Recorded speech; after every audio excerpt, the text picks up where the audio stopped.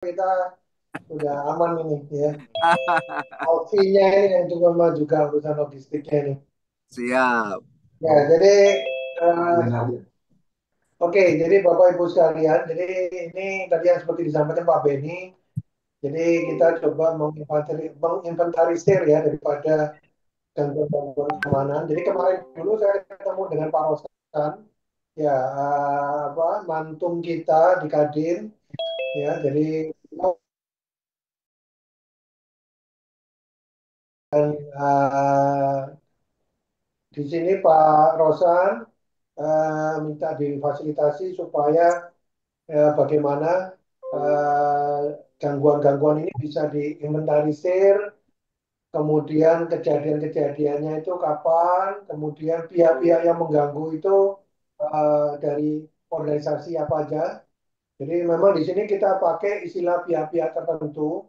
Jadi kita nggak pakai istilah apakah LSM, Ormas atau apa ya, karena memang pihak-pihak tertentu itu luas sekali. Seperti kemarin saya dengar misalkan di Pulau Gadung gitu ya, ada pendudukan tanah, misalkan itu oleh organisasi tertentu. Jadi memang bentuknya macam-macam.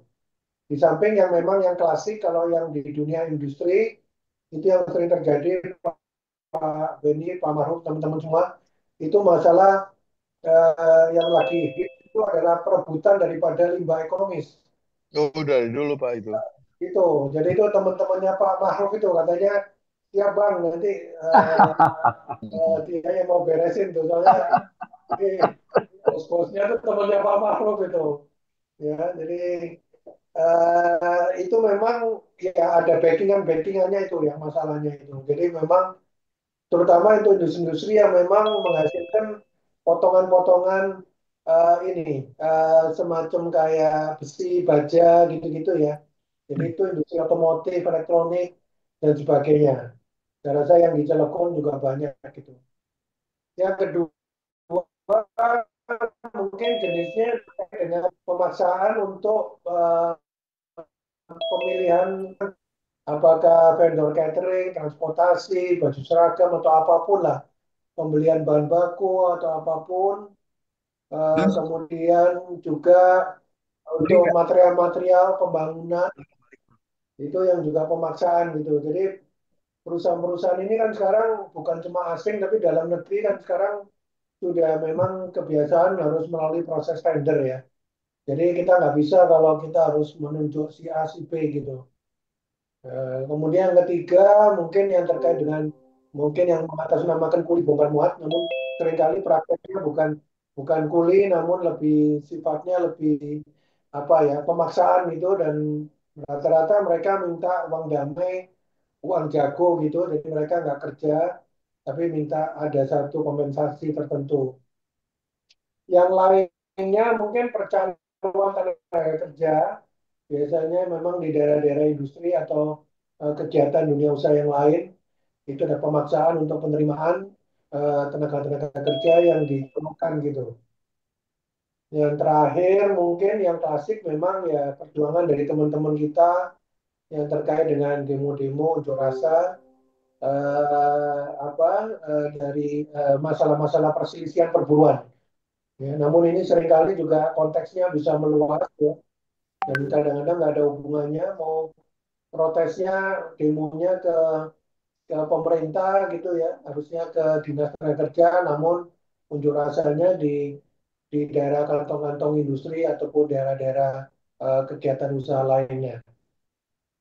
Itu mungkin yang dari ya mungkin. Nah, ini yang kita mau apa istilahnya Pak Beni belanja jenis-jenis gangguan. Ini yang memang diminta dari Kemenperin juga sudah bergabung Pak Winardi. Jadi ini nanti ada notifikasinya yang akan mencatat ya. Dan nanti rencananya gini Pak Beni. Jadi kemarin kita udah siapkan semacam Google Form gitu. Jadi nanti Hmm, Google Form itu akan di-share, diisi. isi ya. Jadi jenis-jenis gangguannya apa. Kemudian dari pihak-pihak mana saja, waktunya kapan, ya sehingga akan ketahuan frekuensinya, misalkan dalam sepanjang tahun lalu gitu. Seperti itu yang diharapkan oleh Pak Rosan, Menteri Investasi itu bisa bisa terkumpul sehingga kalau beliau ngomong dengan Pak Kapolrinya mungkin juga sudah lebih baik gitu ini ya apa data-datanya. Jadi saya itu dulu Pak Beni, makasih. Ya, mungkin dari floor nih, dari teman-teman LB bisa kasih info ya. Info kan ada yang mencatat ya, Pak ya, dan terrecord nih, kalau terrecord jadi transkrip nanti masalahnya apa. Silakan teman-teman yang mau eh, beri masukan kepada Pak Sani. Mungkin bagian angkutan nih dulu nih. Kalau tanpa angkutan kita nggak bisa kemana-mana, Pak. Ya, angkutan tuh kalau di New York itu keluarga Gambino tuh. Nah, di sini keluarga Pak Tarigan. Silakan Pak Tarigan. Ya, Pak Benny, terima kasih. Mungkin saya minta waktu kira-kira sebentar Pak, saya lagi setir, saya lagi nyampe, Oh, saya ngomongin yang lain dulu Pak. Ya, oke terima oke. kasih. Yang lain juga mungkin duluan yang lain. Oke Pak Ada. Marom deh. Pak Marom Izin di Pak. Batam gimana Pak Marom? Oke, oke. Bismillahirrahmanirrahim. Assalamualaikum warahmatullahi wabarakatuh. Salam sejahtera bagi kita semua. Yang saya hormati Waalaikumsalam. Pak Beni, eh, Bang Sani, dan rekan-rekan semuanya, para pengusaha yang hadir pada hari ini. Begini, Pak Sani, Bang Sani, semua hari ini muncul masyarakat menjadi berani semenjak pagar laut yang di PIK. Jadi ini viral, akhirnya masyarakat sekarang mempunyai keberanian masuk ke kawasan-kawasan, bahkan lahan-lahan yang kita udah kuasain, mereka berani memasang badan dan tampil untuk mengklaim bahwa nenek moyangnya yang punya. Jadi ini timbul keresahan bagi kita karena bukan hanya di Jakarta, bahkan di daerah lainnya muncul uh, klaim daripada masyarakat dan muncul juga isu-isu akhirnya statement dari Burhanuddin bahwa investasi asing tidak mau tanam investasinya di Indonesia karena banyak tikus. Jadi kita ini komplit persoalannya karena di satu sisi birokrasi yang tidak pro dengan investasi yang berbelit-belit, satu sisi di lapangan masyarakat kondisi yang sekarang ini dengan adanya isu yang di lapangan yang dipik juga semakin gaungnya semakin besar, tiap hari di media sosial muncul. Jadi kita yang menarik investasi ini muncul kekhawatiran bagaimana kita menghadapi persaingan global di satu sisi kita masyarakat kita dan birokrasi kita sangat tidak pro terhadap investasi. Jadi ini yang perlu kita ambil langkah-langkah supaya Kadin, baik asosiasi dan HKI bersama-sama menggaungkan ke pemerintah tidak semuanya investasi yang masuk menyerobot lahan orang dan banyak hambatan-hambatan baik masyarakat, baik uh, timbul ormas-ormas yang meminta jatah yang perlu harus kita duduk bersama bagaimana uh, mencapai target pertumbuhan ekonomi 8% dan di sisi persoalan-persoalan yang di diri kita sendiri semakin sengkarut. Jadi saya berharap dari hari ini Zoom ini ada solusi, ada way out untuk bukan hanya uh, form Pak Mas Hari, istilahnya inilah kiranya ini harus dibicarakan lintas sektoral supaya ini semua pihak menyadari bahwa kita membutuhkan investasi tetapi bersama-sama tumbuh untuk bergandengan tangan dengan masyarakat, dilibatin masyarakat tempatan supaya di sekitarnya supaya ini bersama-sama. Tetapi tidak ada pihak yang dirugikan dan investasi dengan senyum, dengan merangkul bisa masuk bersama-sama yang kita tarik supaya tidak ada hambatan-hambatan. Faktanya sekarang semakin ramai viral semenjak pagar laut ada isu-isu yang semakin menggelinding isunya dan liar. Jadi saya harap dari Zoom hari ini supaya memang betul-betul apa yang dikhawatirkan Bang Sadi yang selama ini ada jatah-jatah yang diminta yang mengganggu aktivitas perusahaan akhirnya menjadi tidak maksimal. Kita harus sikapi dengan bijak karena ini yang berkembang dengan ke yang lain-lainnya. Selain birokrasi yang kita menyisakan dana, jadi lain-lainnya juga timbul masalah-masalah semenjak peak yang bermunculan pagar laut. Demikian, Bang Benny. Wah, keren. Keren ini. Pak Mahruf sudah menjelaskan detail ya. Memang awalnya kan dari perizinan. Kita kan sudah tahu lah. Yang lain kena sasaran, biasanya yang lain kena sasaran. Iya, pertama kan masuk pintunya perizinan. Ya, karena di kita itu azasnya praduga terlarang. Semuanya dilarang kecuali yang diizinkan. Maka setiap otoritas pemerintahan selalu menerbitkan perizinan. Nah, perizinan ini dulu pernah dilakukan oleh Menko Equine, yaitu dengan Omnibus Law. Tapi nggak selesai. Jalan. Ya, nggak selesai. Hanya ribut soal tenaga kerja saja. Ya. Nah, ini setelah perizinan, udah izinnya ada, waktu bekerja dan sedang bekerja, ada lagi masalah masyarakat. Betul. Nah, ini kita memang nggak punya modal sosial istilah saya, yang bisa menerima investasi itu dengan baik. Padahal investasi itu kan tujuannya baik ya. Hanya bisa memberikan lapangan kerja, bisa dapat income, sehingga dia bisa belanja. Nah, belanja itu kan jadi kemampuan belinya naik. Dan pemerintah dapat pajak tentunya. Nah, ini yang mesti kita lakukan. Masalah-masalah banyak, tapi saya setuju dengan Pak Sani dibuat list, lalu kita dengan sektor WKU, sektor-sektornya itu kita melakukan pertemuan terhadap otoritas yang ada. Demikian Pak Ma'ruf dan Pak Sani. Yang lain silakan. Pak Benny, saya dari Iran. Dari Terpot Ya, Negara, boleh. Izin sebentar. Jangan bawa-bawa. Baik Pak Benny, saya Toto Subandoro dari INAKA. Laporkan saja kalau di polusi udara sampai dengan saat ini tidak terjadi dampak-dampaknya. Jadi ibaratnya tidak pernah terjadi gangguan keamanan, kecuali yang pernah viral itu gangguan keamanan di Papua yang kemarin. Jadi kalau yang akhir-akhir ini nyaris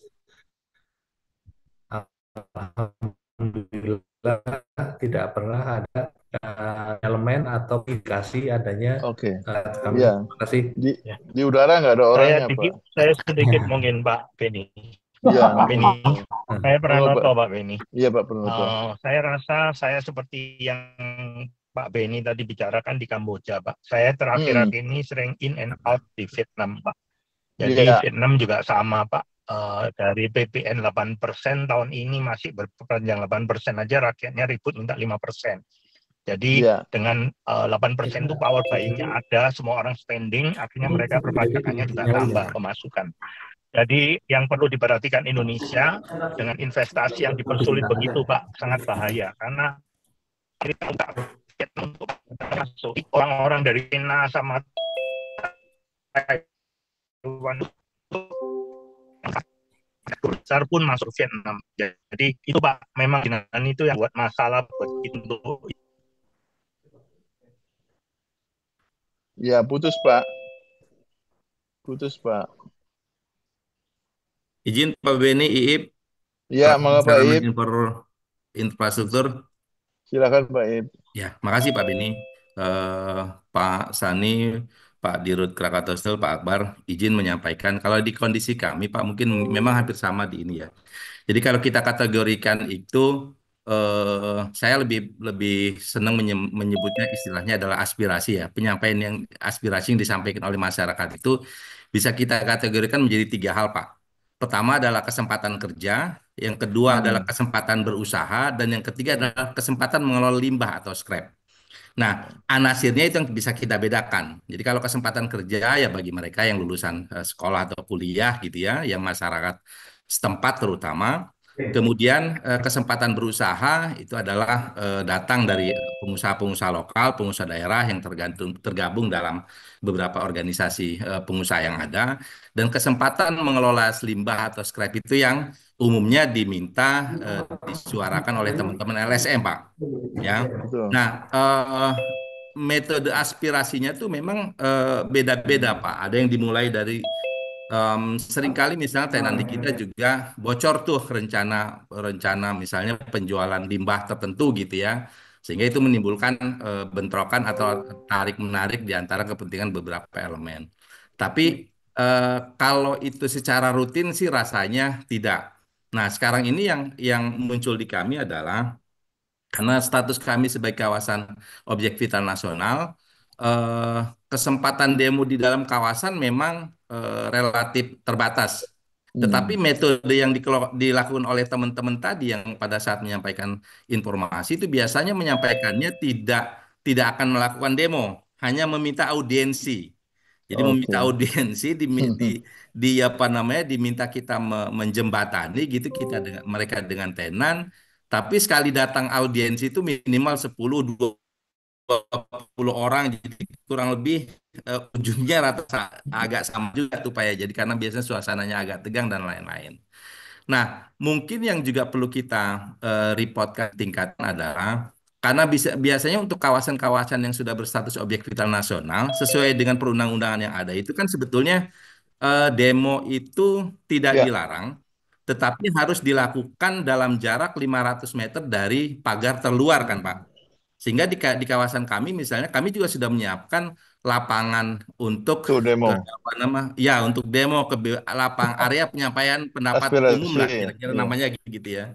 Tapi juga memang kurang kurang apa namanya kurang efektif gitu ya. Karena seringkali misalnya teman-teman aparat kepolisian begitu melihat yang demo di apa namanya di jalan di pintu gerbang agak banyak, misalnya akhirnya negosiasi itu negosiasi ujungnya diizinkan tetapi dikasih waktu tertentu. Dari sisi substansi terhadap ketentuan tentu ini tidak proper lah gitu ya, apalagi bagi perusahaan-perusahaan yang GVA gitu menjadi catatan tersendiri. Tapi dari sisi sudut pandang kepolisian pun melihatnya kalau ini di stop di depan, potensi apa namanya ributnya juga menjadi Jadi lebih tinggi. lebih terbuka. Sehingga ini memang perlu penyikapan secara bersama-sama nih Pak, bagaimana membuat SOP penanganan demo di dalam kawasan-kawasan yang sudah secara perundang-undangan mempunyai restricted area sebetulnya. Saya kira itu Pak, Oke. ini sebagai apa namanya informasi awal. Terima Terima kasih. kasih ya. Jadi soal demo nih, bagaimana demo bisa lebih baik gitu ya, sesuai dengan undang-undang. Yang lain, teman yang lain silakan. Pak Beni, Izin Pak. Ya, silakan. saya Edi Rifai dari Inaplas. Inaplas. Ya Pak, silakan Pak Rifai. Ya, terima kasih atas kesempatan dan waktunya. Juga ada Pak Sani juga dan Bapak Ibu sekalian. Kami dari Inaplas yang kita tahu Inaplas ini adalah asosiasi yang terdiri dari industri petrokimia, olefin dan kemudian plastik. Saya setuju dengan Pak Beni bahwa dan Pak Sani juga bangkitan untuk mendapatkan growth 8% itu harus ada tumbuhnya investasi. Harus adanya manufacturing sektor sehingga nanti ada dapat ekonomi bisa bergerak. Saya harap kita berharap melalui kesempatan ini betul-betul ada action plan yang dimana pemerintah betul-betul memberikan karpet merah terhadap industri Pak. Karena kita ini jauh banyak ketinggalan Pak, industri kita ini dibandingkan negara lain. Sekarang ini kita udah menjadi market orang lain ya Pak. Hampir semua produk petrokimia itu 60% saat ini dikuasai oleh impor Pak. Sementara kalau kita lihat 10 tahun lalu, kami itu masih menguasai 70%. Sekarang ini terus turun, demand-nya nambah, kami tidak dapat berkembang. Nah, sementara investasi yang saat ini sudah dicanangkan oleh Inaplas, oleh anggotanya itu lebih daripada 25 miliar US dollar, Pak. Jadi sangat besar. Namun demikian, sejak 2017 baru terrealisasi sekitar 6 atau 7 miliar US dollar. Sisanya itu masih di dalam wait and see. Wait and see kenapa? Karena satu kondisinya dari market yang memang didominasi oleh import, karena itu memang kita perlukan kebijakan pemerintah untuk memproteksi market kita, memproduksi juga memproteksi industri yang sedang berjalan. Nah, terkait dengan kondisi saat ini, Pak Beni, jangankan kita mau investasi ya yang baru, untuk mempertahankan yang sekarang ini sudah gamang gitu Pak. Gamang dari eksternal, gamang dengan internal. Eksternal tadi sudah sampaikan, dari internal kita nggak ada kepastian hukum, berubah-berubah terus. Terus kemudian kebijakan insentif juga demikian, berubah-berubah terus. Nah, jadi untuk mencapai posisi prioritas itu sangat sulit gitu Pak, karena itu perlu ditajamkan lagi. Nah, kemudian juga terkait dengan gangguan-gangguan yang operasional. Nah, operasional ini saya rasa kita semua memahami bahwa adanya keinginan kesempatan kerja. Tapi masalahnya sekarang kesempatan kerja ini kalau industri seperti petrokimia ini kan high skill Pak. Karena investasinya pada modal. Jadi kami tidak bisa tuh sembarangan menerima karyawan-karyawan yang sifatnya non skill karena sangat berbahaya dan berdampak terhadap banyak sektor. Jadi sehingga kami harus membuat sekolah, membuat politeknik lain sebagainya itu untuk persiapan. Nah, di dalam perjalanan itu untuk berusaha demikian, di dalam prosesnya yang sekarang, itu tetap kawan-kawan kami yang di Ciwandan ini, Ciwandan, di Merak, dan lain sebagainya, itu demonya itu memang sangat, tadi Pak Iip ya, kawan saya udah sampaikan, memang 3 hal itu, terutama kesempatan bekerja dan kesempatan supply. Bahkan ya kadang-kadang sudah diberikan juga kesempatan untuk berusaha, ya namanya di antara mereka juga ribut sendiri.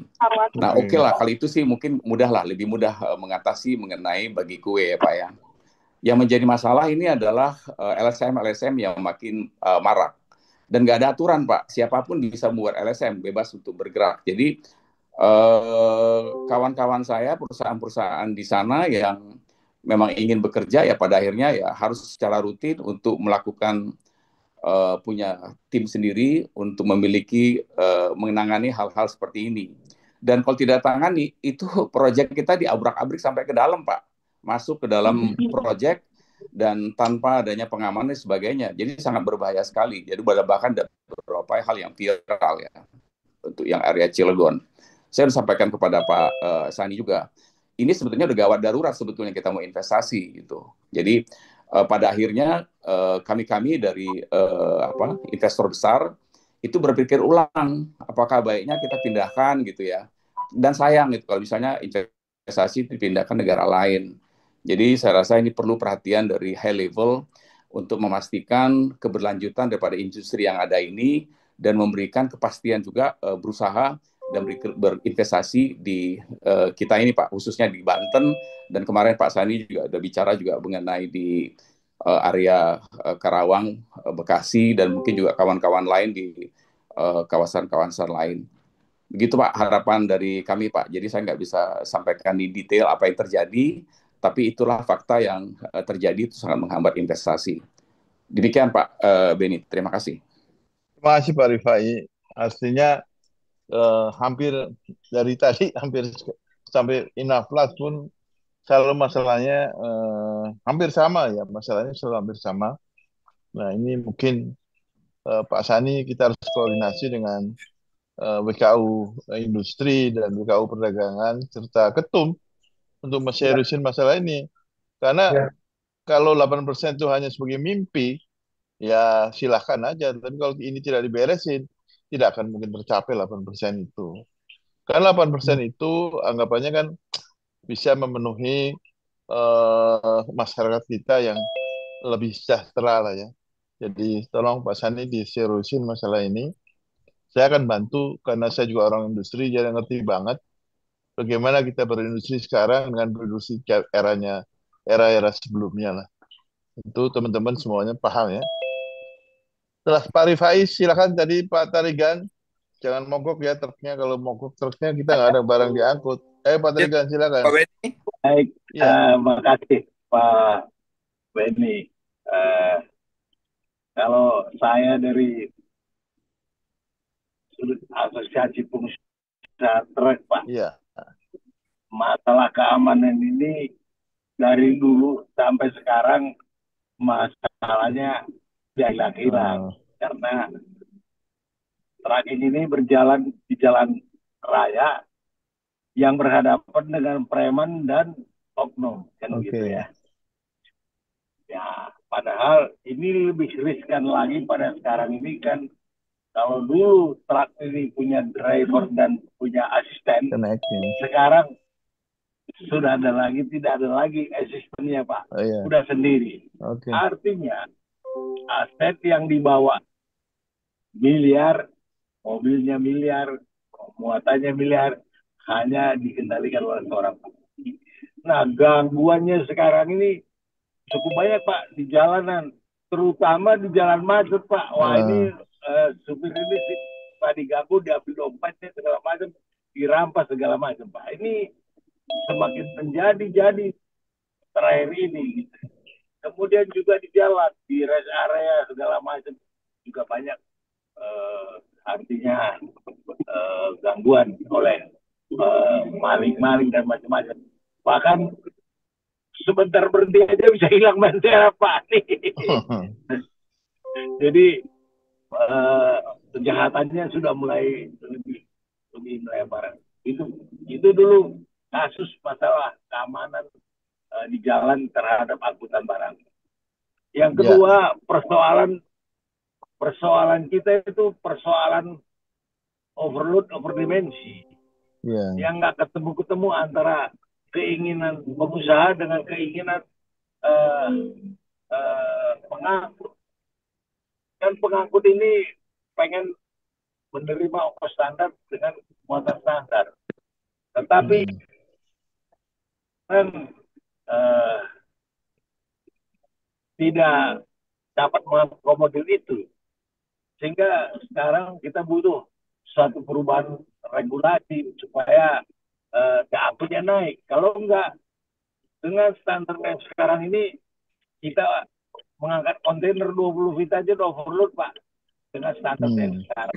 Jadi, kalau sudah terjadi pelaksanaan, pasti yang memeras kita banyak Pak. Kan gitu.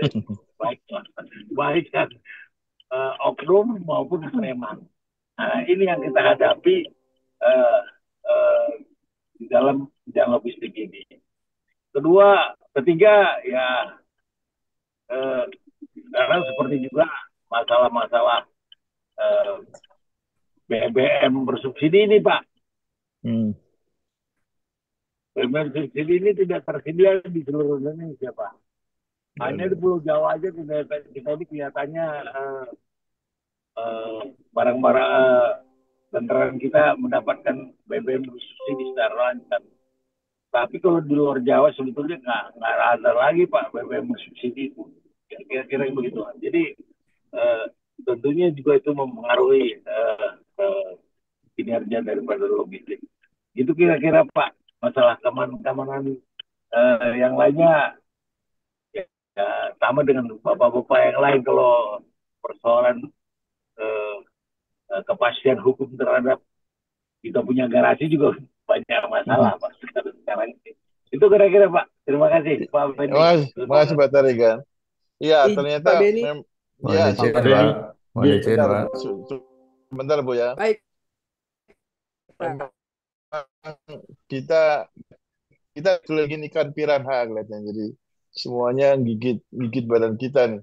Jadi Pak Tarigan bilang preman sama oknum. Oknumnya jadi preman kan Pak. Sifatnya dua-duanya sama, preman. Cuma Pak Tarigan sopan banget tuh pakai oknum.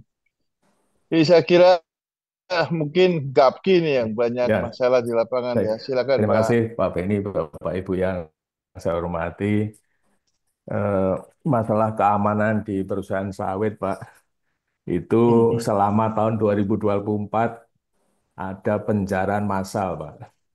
Itu di Kalimantan itu tidak tanggung-tanggung Pak. Kalau menjara itu 200 sampai 300 pickup Pak. Padahal sudah ada upaya penghadangan dengan membuat parit gajah supaya tidak bisa, tapi tetap bisa dilalui juga. Ya, kemudian juga aparat keamanan tidak mampu, Pak, karena jumlahnya sangat besar dibanding jumlah aparat yang ada di Polsek itu sudah berlangsung selama tahun 2024 dan giliran itu, Pak, di salah satu kabupaten itu giliran. Hari ini pindah ke sini, jadi targetnya itu digilir, tidak hanya anggota GAPKI tapi juga yang di luar GAPKI. Nah, padahal tahun lalu juga pimpinan GAPKI juga sudah MOU dengan Kapolri, Pak. Namun juga sampai sekarang belum berhasil dituntaskan. Kemudian juga pencurian.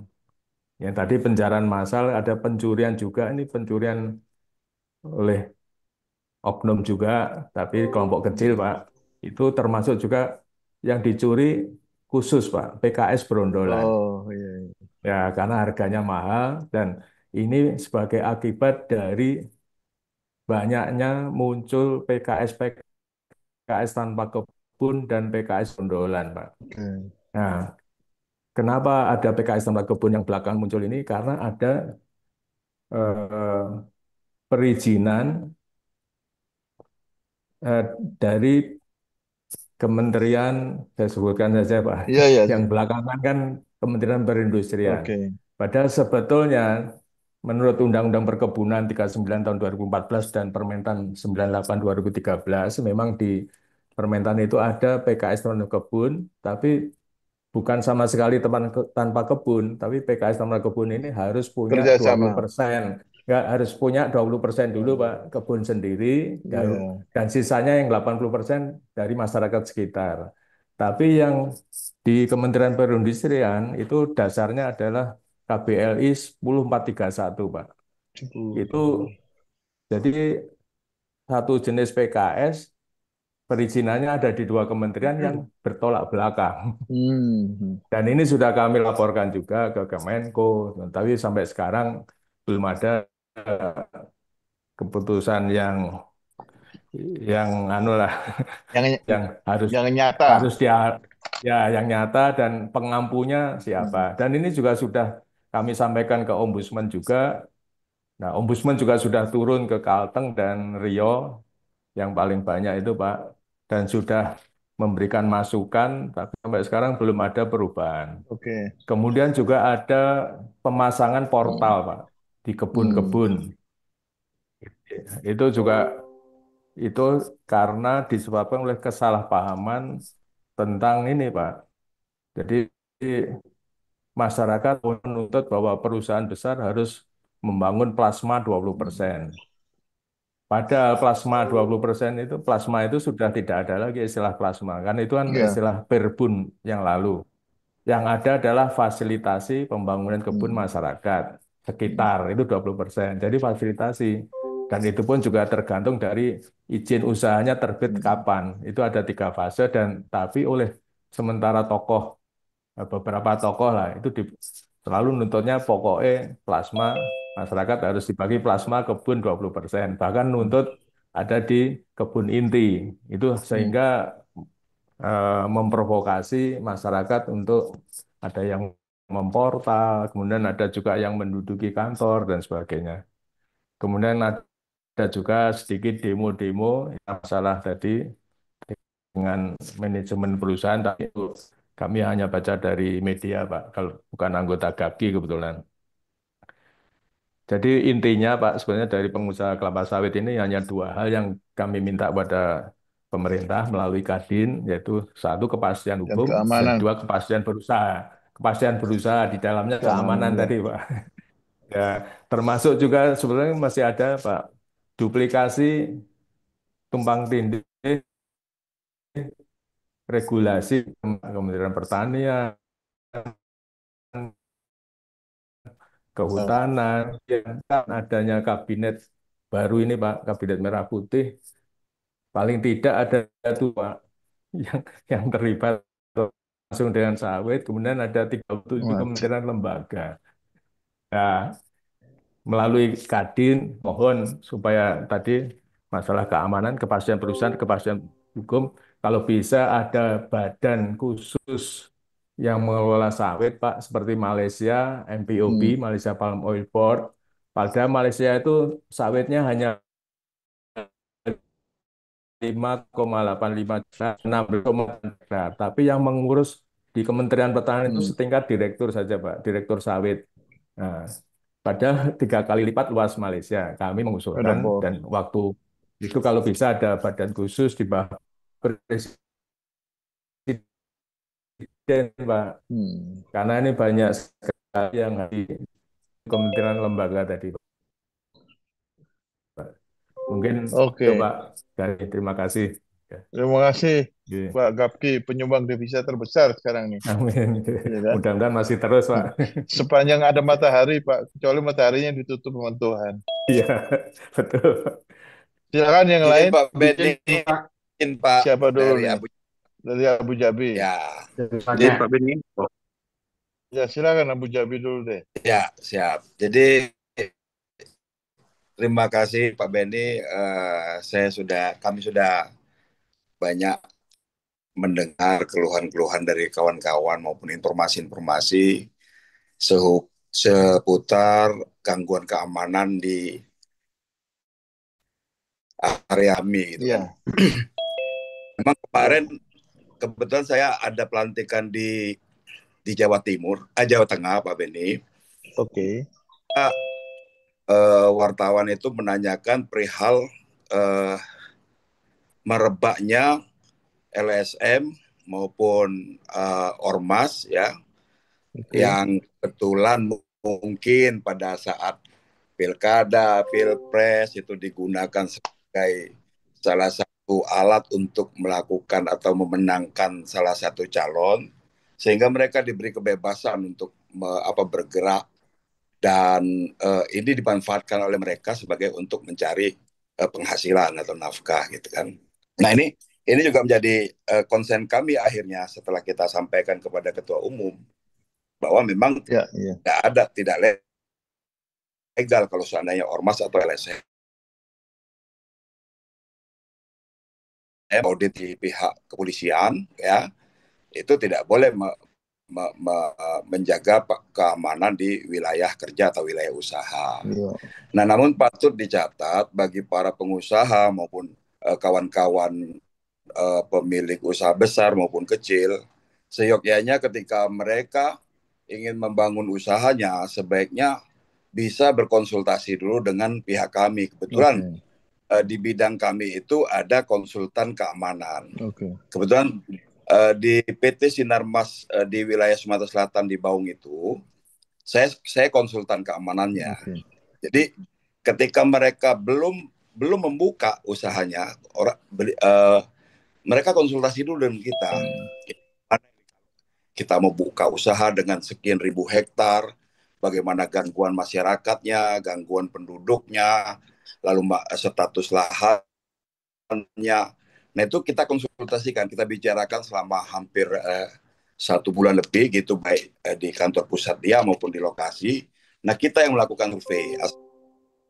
Nah lalu kita berikan gambaran bahwa daerah ini begini, rawannya di sini, daerah ini gini, gangguannya seperti ini.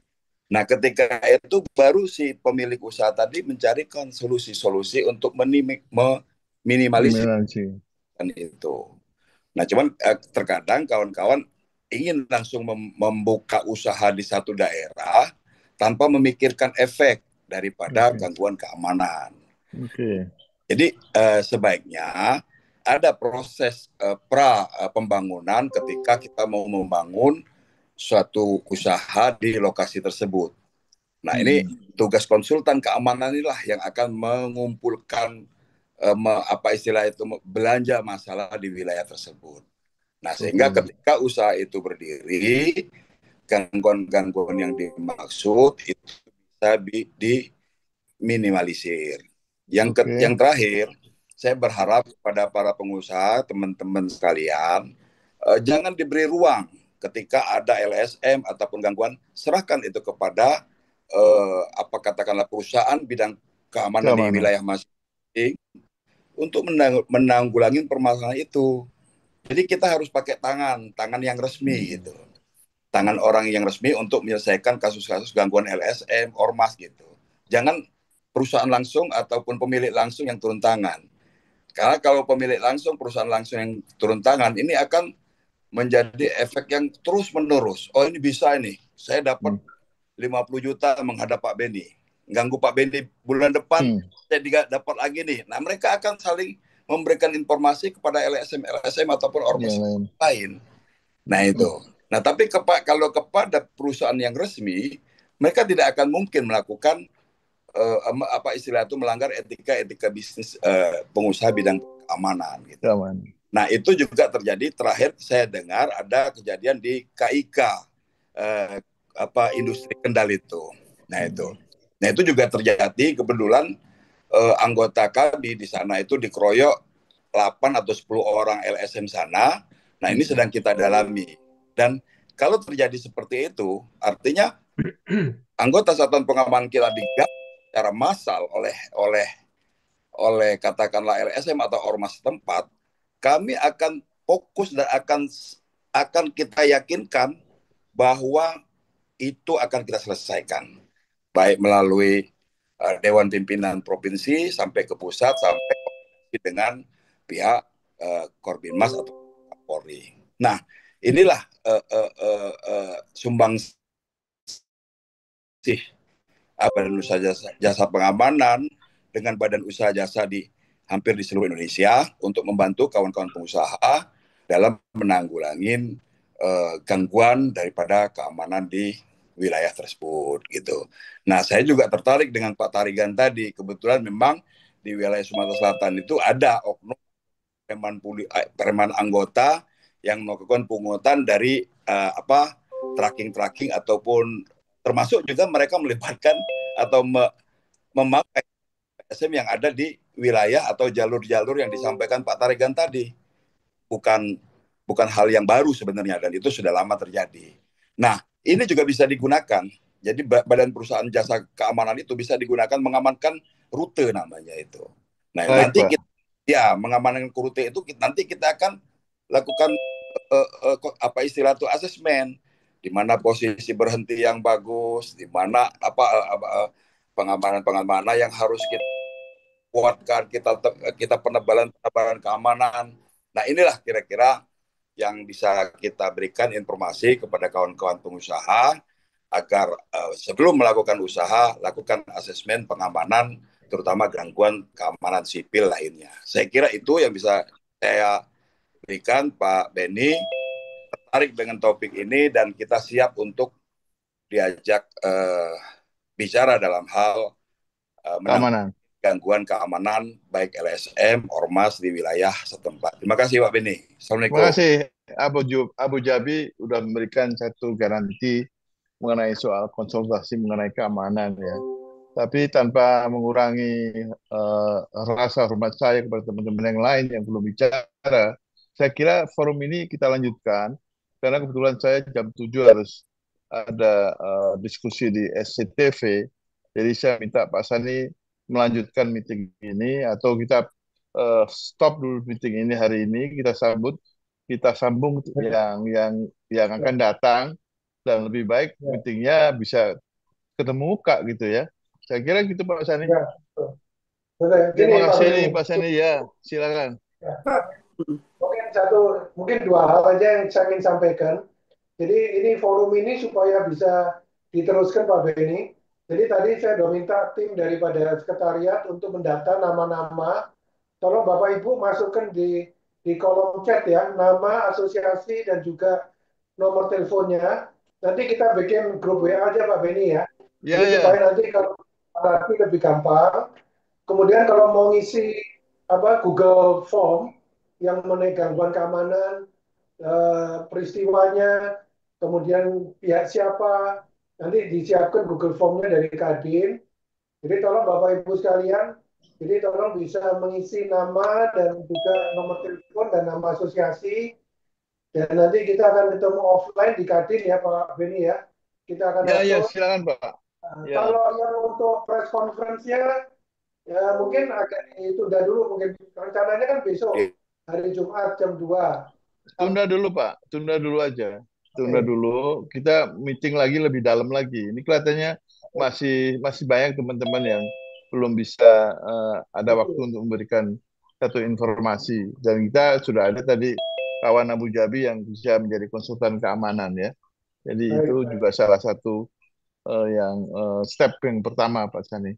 Ya Pak Sani, kawan-kawan sekalian, Bapak Ibu terima kasih ya. Saya harus jalan. Sama-sama Pak. Terima kasih. Terima kasih. Terima kasih. Selamat sore. Assalamualaikum warahmatullahi wabarakatuh. Salam. Terima kasih Pak. Assalamualaikum. Waalaikumsalam.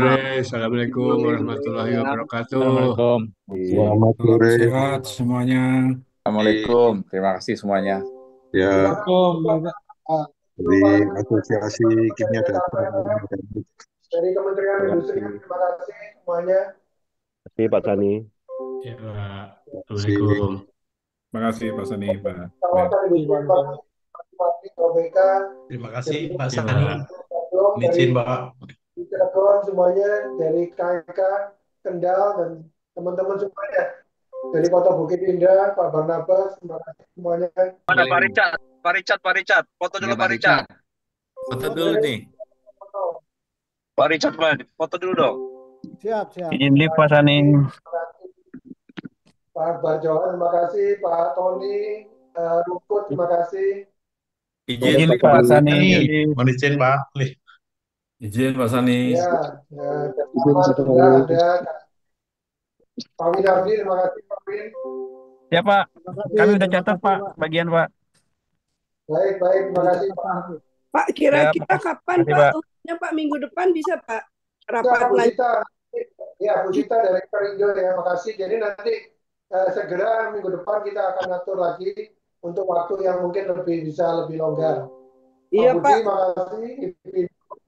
Terima kasih semuanya.